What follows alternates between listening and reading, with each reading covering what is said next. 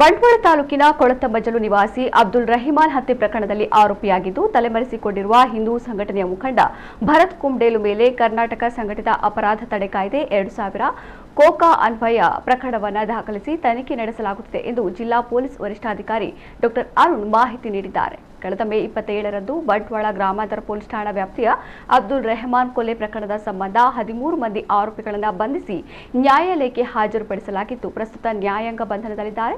ಇನ್ನೋರ್ವ ಆರೋಪಿ ಬಂಟ್ವಾಳ ತಾಲೂಕಿನ ಪುದು ಗ್ರಾಮದ ನಿವಾಸಿ ಭರತ್ ರಾಜ್ ಯಾನೆ ಭರತ್ ಕುಂಬ್ಡೇಲು ತಲೆಮರೆಸಿಕೊಂಡಿದ್ದಾನೆ.